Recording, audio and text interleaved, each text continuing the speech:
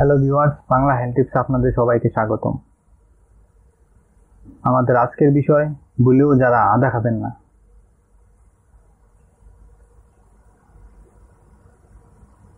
শরীরের নানা রোগ উপশমে আদার উপকারিতা অপরিসীম।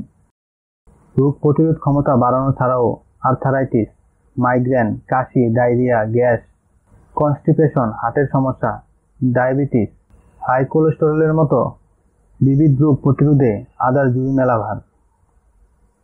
এমনকি ক্যান্সারের কোষ বৃদ্ধিতেও বাধা দেয় মাটির নিচের এই ফল। রোগ প্রতিরোধে আদার উপকারিতার কথা মাথায় রেখে বিভিন্ন ওষুধ তৈরিতেও আদা একটি অত্যন্ত গুরুত্বপূর্ণ উপাদান।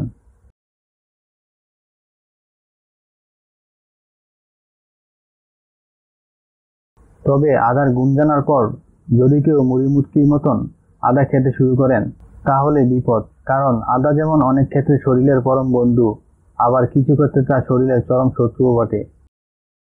তাই আদার গুণগুণ জানার পাশাপাশি এটা জানাও অত্যন্ত জরুরি যে কারা আদার ধারপাশ দিয়েও যাবেন না।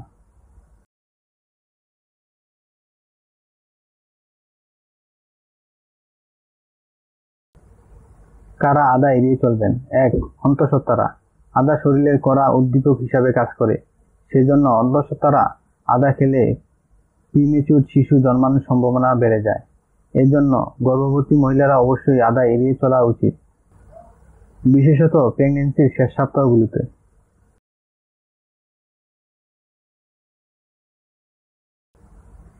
2. যারা ওজন বাড়াতে চান।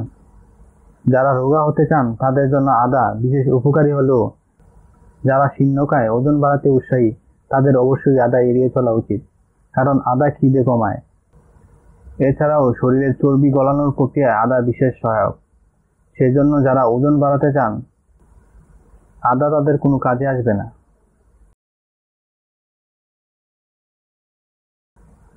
3. ডায়াবেটিস ও উচ্চ রক্তচাপ নিয়ন্ত্রণে যারা ওষুধ খান।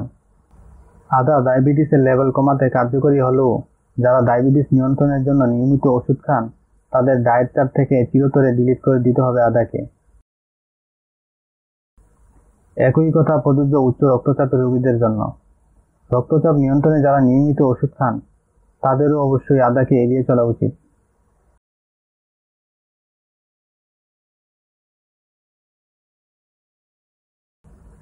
স্বাস্থ্য সংক্রান্ত সকল প্রকার আপডেট তথ্য পেতে চ্যানেলটি অবশ্যই সাবস্ক্রাইব করতে ভুলবেন না, এবং আমাদের এই ভিডিওটি আপনার সামান্য উপকার আসলে তাহলে লাইক, কমেন্টস এবং শেয়ার করবেন। ধন্যবাদ সবাইকে।